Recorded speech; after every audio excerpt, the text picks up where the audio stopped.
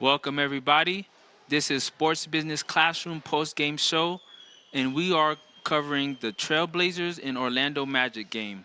I'm your host, Ashbel Lamar, and alongside me tonight is Chris Dodson, Ryan Motamedy, and Jasmine Q Moneysai.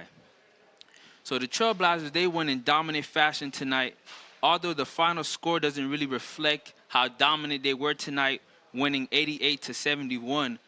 Dawson, I want to start with you. What did you see tonight, from both teams? Well, it's what I didn't see from Orlando. You got to call them out. They were down 41-19, put in Kai Soto, left Anthony Black, Jet Howard, didn't get them reps. They're not a good enough team that they can pass off on reps. They're still building, and they're a small market team. They can't make fans mad because you had a lot of Filipino fans out here wanting to see Kai play. They also can't do that to players, because now players are going to pass up on going to Orlando for a shot because they see that they don't even really give their players reps. And when they do bring players in, they didn't give them a chance until they were down 20 in the second quarter. Like, that's just unacceptable for Orlando. They are not in a position where they can waste this time. They still got a couple more games left. Sure, it was a back-to-back. Jet Howard's young. These are rookies. They would have time to recuperate before training camp. I think they needed them reps, and Orlando really wasted a chance here, and they got blown out. That was not a very respectable performance. They should be ashamed of themselves. Yeah, I mean, I can go next. I think that Orlando largely was blown out. 20-point margin for roughly the whole game for a few different reasons. I think to start off, they were pretty horrendous from three. They were actually 6 of 35, and I think that their range just wasn't good. They were off the mark. They were taking too many threes in the first half, just not making anything in both halves. Second reason, I would say their guard, so Dexter Dennis, right? He led the team in scoring, but I think the underrated story of the night is what he did besides that, which was nothing. Right, there was no offense. They had no structure. They didn't set anything up, and that's why they were jacking up bad shots and missing them. They had no offense. They had no offense. And whereas he should have been playing a facilitating, assisting, and putting his teammates in a position to succeed, I only saw points. And I think that was largely one of the reasons they lost. Lastly, I mean, not to give Orlando an excuse or an out on this, but Anthony Black and many other rotational players were out.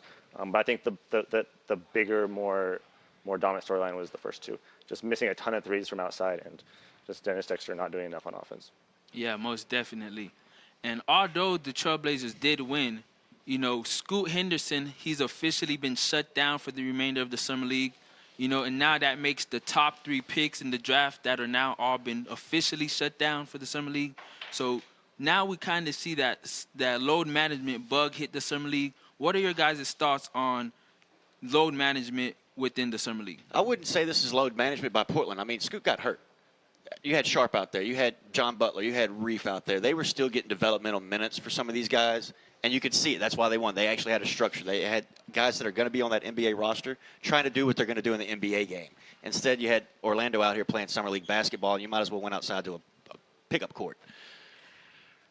Yeah, I mean, this just wasn't – there was no contribution from the Magic. That was the first thing. But I think that in terms of load management, it made sense for Portland to keep Scoot out after 26 minutes of Summer League action, only for the reasons of his development. I think that if they didn't hold him out, it could have been Game 7 of the NBA Finals kind of thing, that he would have played through that. It wasn't that serious of an injury, but kind of thing, it's just like he was held out for reasons that I think that were justifiable.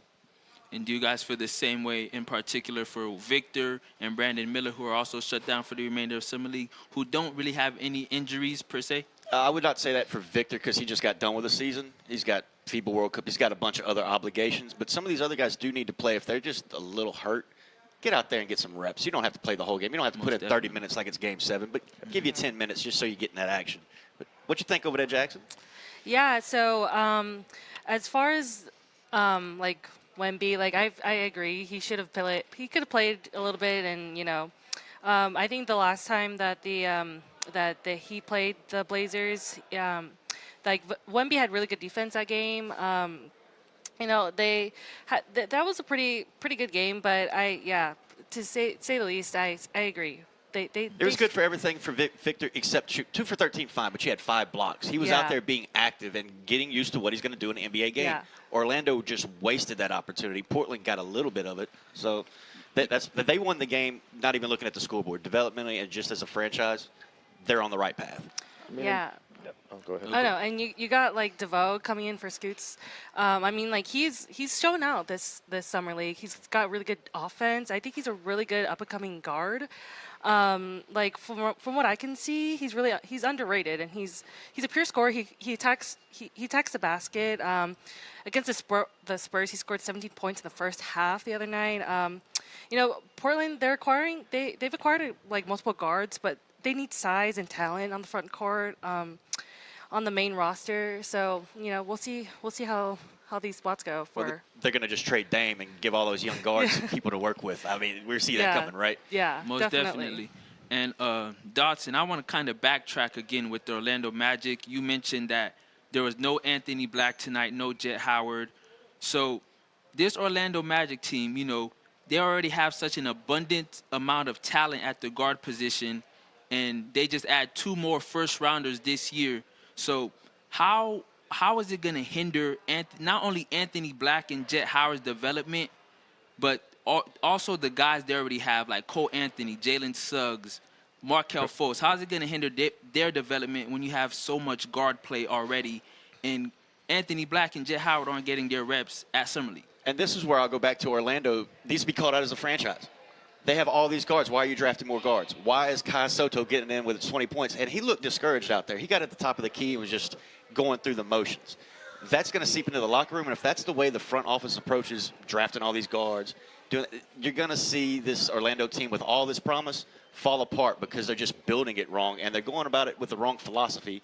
And it's demoralizing players. It's going to demoralize fans. And if you keep bringing in guards where the 3 you have all feel like their job's in jeopardy and they're about to get out, that's just the wrong way to approach it, in my opinion.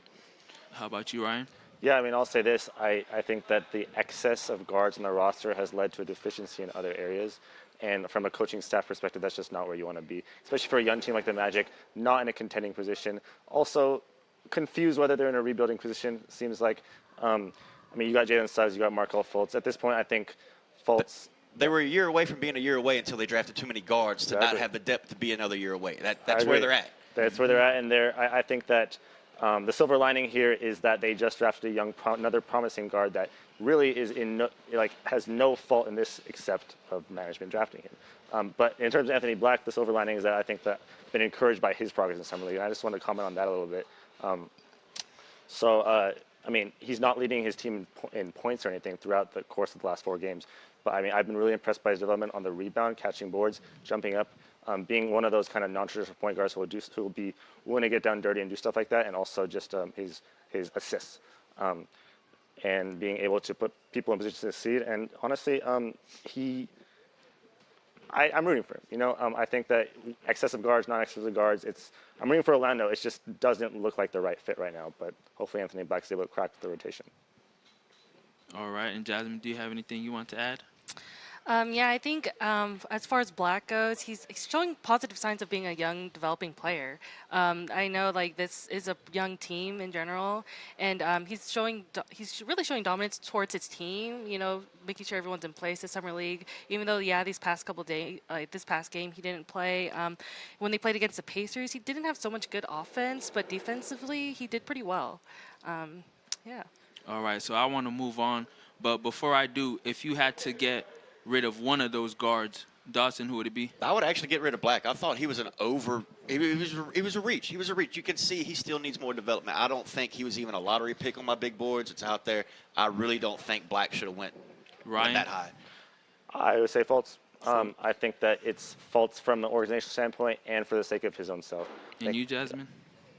Sorry, can you repeat that? Oh, if you had to get one of those guards on the Orlando Magic, who would it be? Black. Black as well. All right. So today, news broke out as well that the Trailblazers and the Heat are very close to a deal. You know, they have been on this standoff with Joe Cronin and the GM not budging. So for not really much updates. Basically, what everybody expected: Tyler Hero, some picks, and some filler. So if this deal does finally go through, would that make the Heat title favorites or not? I think maybe Ron, do you have anything to go off of that? I'd say they're still not title favorites because they have to give up stuff. Hero wasn't there. And a couple of days ago, it's going to take weeks for this deal to get done. And now the deal is close to being. I don't believe the smoke. I think there's a better offer out there, and they're trying to put pressure on those third teams to either make a better offer or fall out of the deal so Portland and Miami can finally do something that doesn't make sense. Yeah, I mean, I think I would agree that there are better offers out there, although I would push back a little bit in terms of whether this puts Miami over the top. I mean, we saw them make a run as a 7th seed to the finals, not purely, but largely due to a finals pedigree head coach and Spoelstra and a bunch of undrafted players playing alongside 2 superstars in Jimmy Butler and Bam. So I think that if they acquire Dame, it's not a guarantee. It does make them a little more top-heavy and decreases their bench a little bit, especially if you get rid of Harrow. But I would say it gives them a solid chance to at least represent the East. Okay. Well, I feel like you can never sleep on the Heat. You know, I hear you, Dotson. Eventually, Father Time's catching up with Jimmy, and they were a 7th seed for a reason. And they're in the finals for a reason as well. So they had a lucky 2 months. Luck doesn't strike 1, 2, 3 rounds into the finals. So, but you know, they are saying Hero and about 3 first-rounders and some filler. So we've seen many trades happen before, specifically with Rudy Gobert and the haul they got for that. They're getting half of Rudy Gobert contract. Yeah. That's it. And we've seen the Paul George trade as well in recent years. Do you guys feel like the package that was currently reported are the Miami paying too much for Dame, or do you guys feel like that's Portland's just about not getting enough back? Portland, I mean, look at the Gobert trade. They're getting half of the Gobert trade. When you talk about the Clippers bringing in Paul, they were also getting Kawhi. You can't forget that second part. That was a package deal, even though it was acquired in a different way than a trade. But to me, it's too hard to do those 2 deals and compare them. But for Dame, you have to get at least 75% of a Rudy Gobert haul back. Would you agree, Jasmine? Yeah. So if Dame comes, Hero's out. I think they definitely. But then that leaves Lowry. You got to fill the point guard roster. I mean, like it's just up to like them to acquire a young point guard who's well in the game, and it's a big role to fill for a young player. Here's the other thing. I think that we were talking up and down about Orlando having a surplus of guards, but this is interesting because if Dame leaves Portland, this will again, load management, again, like development of young guards. This will free up Scoot. This will free up Keon Johnson and Shaden Sharp, who look pretty promising, to develop more and obviously not contend, not yet, but hopefully years down the line. All right, thank you guys for the insight, and thank you for our viewers for tuning in. For Jasmine, Ryan, and Dotson, I'm Ashbel Lamar. Thank you for watching SBC OUT.